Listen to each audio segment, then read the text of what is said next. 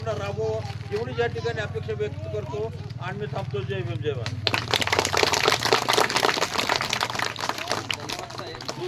असंच मार्गदर्शन आणि आशीर्वाद आमच्या पाठीशी राहू द्या.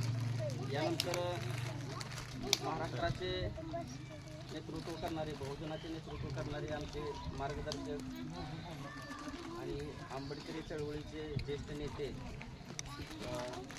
माजी पोलीस आयुक्त आणि विद्यमान पंचायत समितीचे सदस्य माननीय भरतांना शेळके साहेब यांनी आम्हाला मार्गदर्शन करावं असं त्यांना विनंती करतो.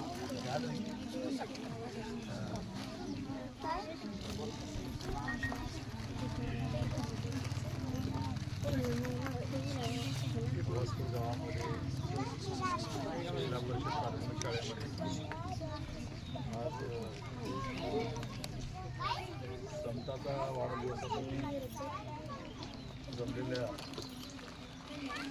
त्याच्यावरील आरपीआयचे ज्येष्ठ नेते, जिल्हा नियोजन समितीचे सदस्य, माझे मित्र राजेंद्र कराड, आरपीआयचे तालुका अध्यक्ष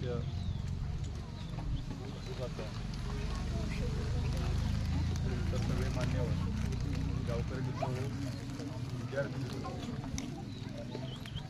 आणि आदरणीय शिक्षक वर्ग. खरं तर मी जनरली वाढदिवसाच्या जात नसतो. वाढदिवस साजरा करण्याच्या विरोधात आहे. माझा स्वतःचा पण वाढदिवस कधी अज्ञातवासात जातो. वाढदिवस साजरा करतो. ही वाढदिवस साजरा करण्याची माझी पद्धत फार वेगळी आहे. योगायोगाने मला कधी शिक्षण क्षेत्रामध्ये काम करायची इच्छा पहिल्यापासून, म्हणून मी सेवानिवृत्त झाल्याबरोबर शुभो प्रबोधन नावाची एक पोलीस आणि आर्मीला पूर्व प्रशिक्षण केंद्र जे चालू करायचं ते मी चालू केलेलं आहे. त्यानिमित्तानं या ठिकाणी मी शिक्षण संस्था चालू ते म्हटलं तर चालेल. आता सध्याची वाढदिवसाची परिस्थिती अशी आहे, तरुणांच्या मध्ये आता माहिती असेल बरेच तरुण आहेत, वाढदिवस साजरे होतात. काय माहीत तेवढे फेविकल लावून ते केक आणतात का काय माहीत नाही. त्याला तलवारीच आणतात ते काम. त्याला फेविकल असते का लाकडाचा केक असतो ते माहीत नाही. त्याला तलवारीचा केक आणतो. ते फॅड झालं.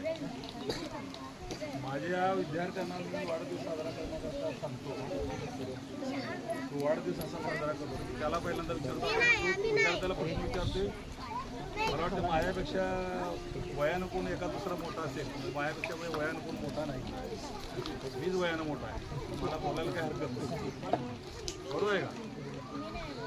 तुमच्यापैकी आत्ता सध्या आहेत उभा सगळ्यांनी, पुरुषापासून सगळ्यांनी हात वर करायला सांगतो. कोणाकोणाचे आई वडील आहेत आता सध्या? आहेत आई वडील आहेत आता स्वतःला घरी आहेत का नाही? कधी वाढदिवस साजरा केला आई वडिलांचा सांग. कधी वाढदिवस साजरा केला आई वडिलांचा सांग. काय त्याला भाजी भाकरी घाल, केक राहू द्या. आई वडिलांनी जन्म दिलाय त्याच्याशिवाय आपला वाढदिवस होत नाही. त्यांनी जन्म दिलाय त्याच्याशिवाय आपला वाढदिवस होत नाही. कोण असा आहे का आता मला सांगा, त्यांनी हात वर करावं की मी नित्यनियमानं आई वडिलांचा वाढदिवस साजरा करतो. हेच आहे मित्रांनो, आपण फार मोठे झालो. ती म्हण आहे, कितीही उंच कितीही मोठा झाला तर आई वडिलांनी कडेवर घेतल्याशिवाय आपली उंची वाढत नाही.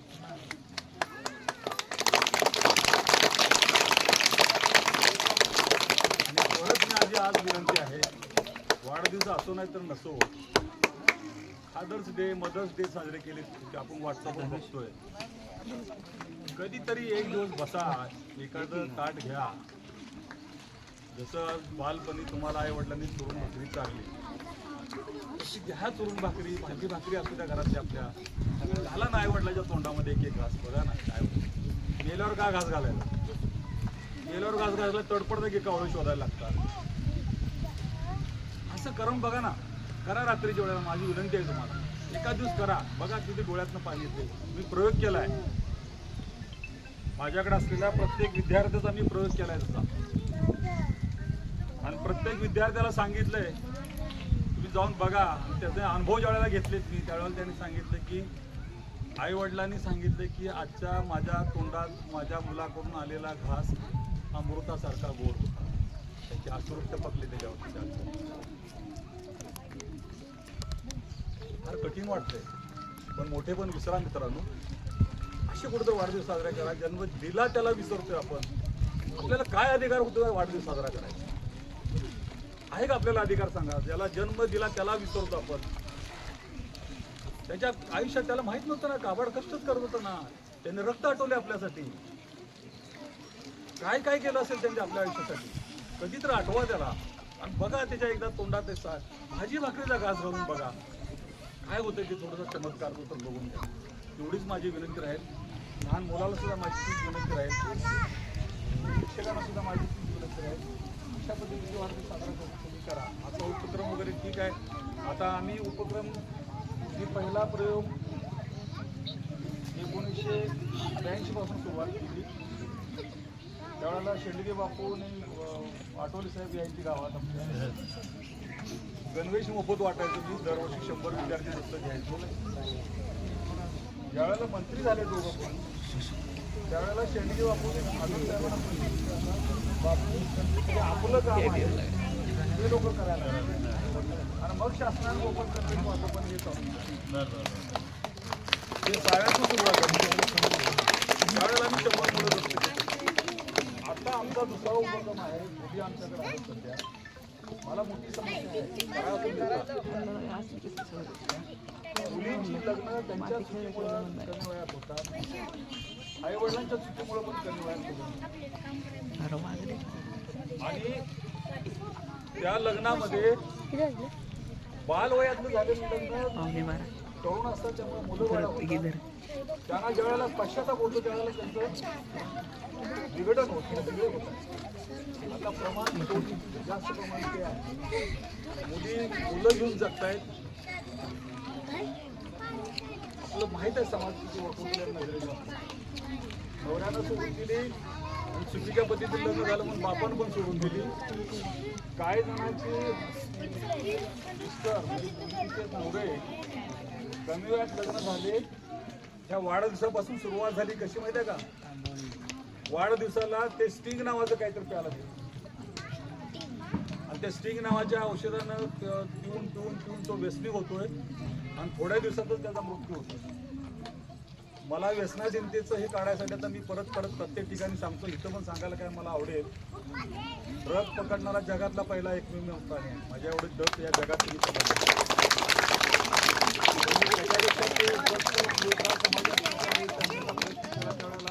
पहिल्यांदा मी महिला बाल कल्याण आणि समाज कल्याण खात्याकडून साहेब करून विधवा तरुण विधवा किती गावागावात आहे ते शोधून काढल्या. आणि त्या तरुण विधवा त्यांचा विधवे पण कशामुळे आले तर नवरा व्यसनानं मेल्यामुळे 80%. आणि त्याच्याकडे गाव कशा पद्धतीने बघतोय. ती परित्या म्हणून बघत नाही तिच्याकडे. ती तरुण विधवा आहे म्हणून तिच्याकडे बघतो. ह्याच्यातून बाहेर कसं काढायचं हा प्रश्न ज्यावेळेला पडला त्यावेळेला मी 5 महिलांनी अशा मागच्या वेळात 2-3 वर्षापूर्वी दत्तक घेतल्या आणि अकॅडमीत आणून बसवल्या. त्यांच्या मुलाबाळाचं सांभाळून त्यांना केलं. आज 5च्या 5 मुलीच्या